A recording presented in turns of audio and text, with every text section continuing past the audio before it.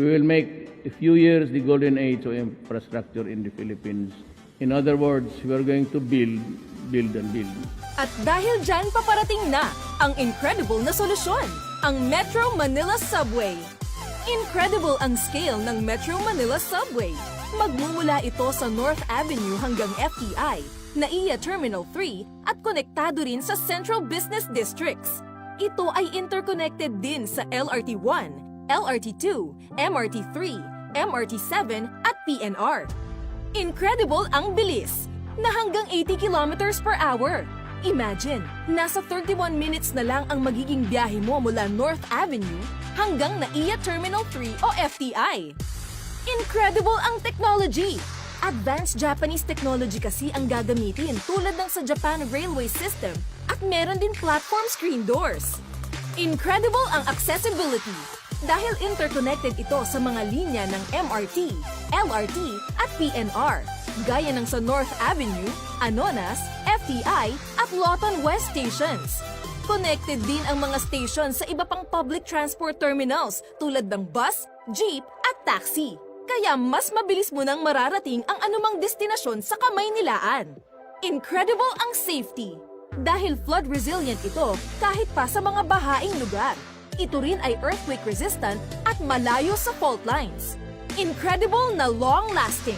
Ang depot ng subway ang magiging center of maintenance at magiging lugar ng Philippine Railway Institute na siyang maniniguradong tama at pangmatagalan ang magiging operation at maintenance ng subway at iba pang linya ng tren. Hindi to drawing! Dahil magbubukas ang partial operability section ang unang 3 stations ng subway na nasa Quirino Highway, Tandang Sora at North Avenue sa 2022.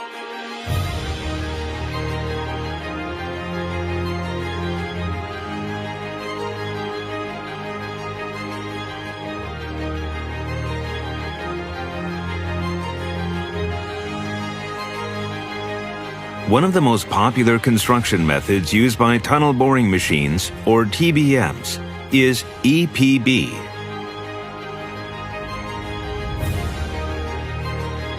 Underground TBMs are constantly subject to static earth pressure and water pressure. To even out and balance them, thrust jack cylinders apply forward pressure. The earth pressure balance is managed with an earth pressure gauge. The ground is excavated by the cutter head and broken up. Additive is injected to soften and adjust it so that it can more easily convey pressure to the earth pressure gauge. Pressure balance is maintained while excavating, and soil is evacuated using the screw conveyor. TBM thereby balances static earth and water pressure to smoothly and stably perform excavation.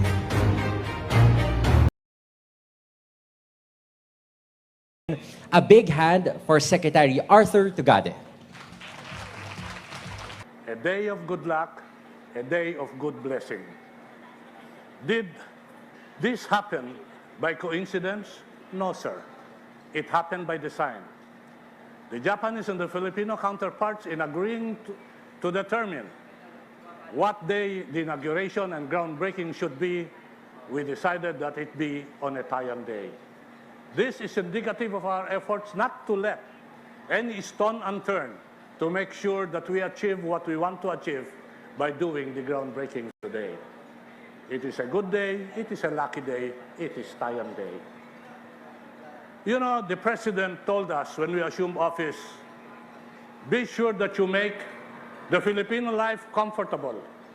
And true indeed, as we celebrate the groundbreaking today, it is one of our ways in the Department of Transportation to make the Filipino life comfortable. Going back a few months back, a few years back, when we announced that we are doing the subway, many sectors did not believe. Marami hong nagduda, maraming nagtapon ng duda, aligamgam, pati na ho yung utter disbelief. Ang sabi ho nila, subway station, drawing lang yan. Subway station, hindi totoo yan. Sa mga nagduda at nagtapon ng agam-agam, sir, ma'am, ang subway station ay totoo at totoo at totoo.